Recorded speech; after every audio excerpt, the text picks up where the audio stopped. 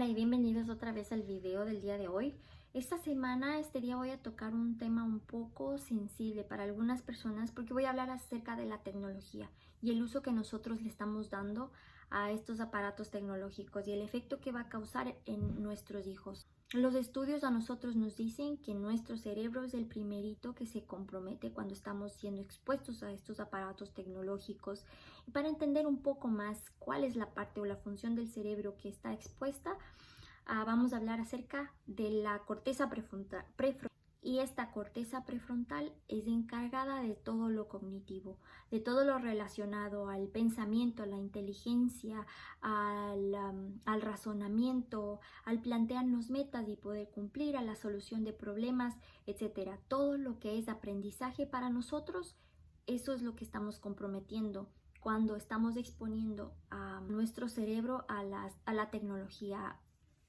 ¿Qué es lo que activa? ¿Qué es lo que activa en nuestro cerebro? ¿Cuál es la chispa que le motiva cuando somos muy pequeñitos para que pueda empezar a desarrollarse? Porque tenemos que entender que nuestro cerebro no está totalmente desarrollado, va desarrollándose con nosotros y el cerebro nace con las células que necesita. Las conexiones que van a hacer al futuro depende de nosotros y del tipo de alimento que le demos al cerebro, si es que tiene sentido. Y es esto, cuando somos pequeños, nuestro cerebro reacciona a la luz, al sonido y al movimiento. Pero tiene que reaccionar en forma natural para que nosotros podamos tener el aprendizaje que necesitamos. Necesitamos reaccionar al sonido de la voz de nuestros padres, del canto de los pájaros, todo lo que está en la naturaleza. De igual manera, reaccionamos con el movimiento, como nuestros padres caminan, cómo se mueven, cómo corre el perro, cómo los árboles se mueven cuando viene el viento.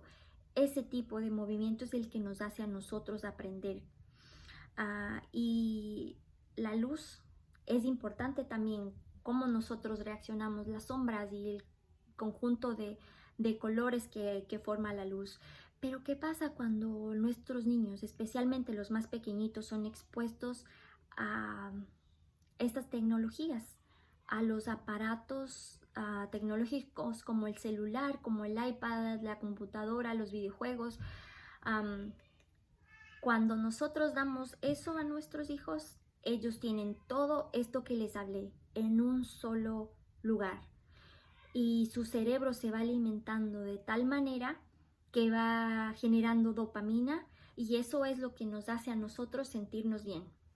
Y cuando nuestros hijos tienen mucho tiempo, pasan expuestos a estas pantallas, no necesitan nada más y empiezan a sentirse muy bien y a necesitar solo el teléfono.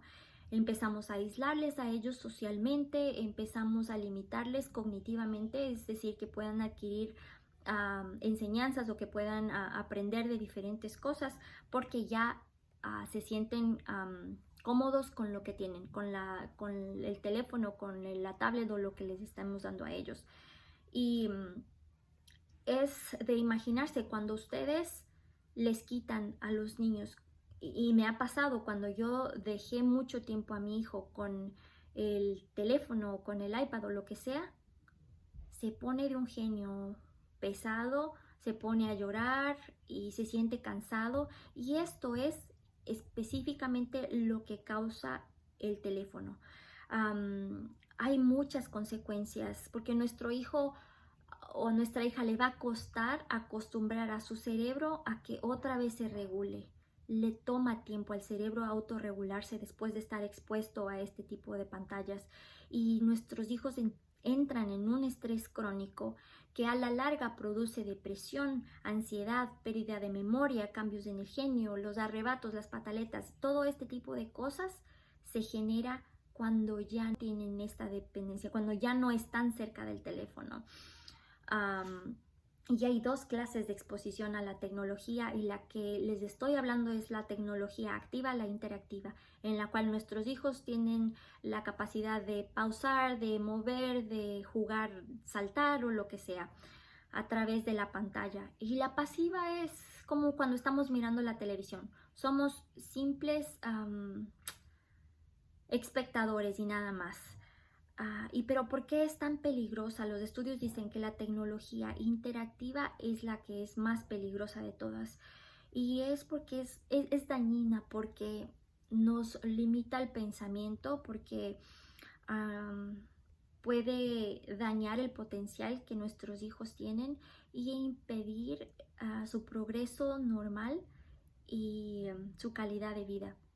Entonces, ¿qué es lo que nosotros podemos hacer para que nuestros hijos no tengan problemas como estos?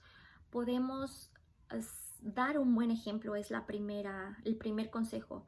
Dar un buen ejemplo, y yo no voy a usar el teléfono si es que estoy pidiendo que en mi casa no se use. Yo voy a ser responsable y respetuosa de la presencia de mis hijos, de mis padres o con quien yo viva, y no lo voy a usar. ¿Por qué? Porque nosotros nos podemos comunicar con ellos y hacer la gran diferencia. Voy a dar un ejemplo. En mi casa están prohibidos los teléfonos y las pantallas de cualquier tipo a la hora de la comida, porque esa hora es importante para nosotros poder conversar. Entonces, ser un buen ejemplo es importantísimo. La otra, hay un libro que nos recomienda que podemos hacer ayunos de la tecnología. Puede ser al principio de 24 horas.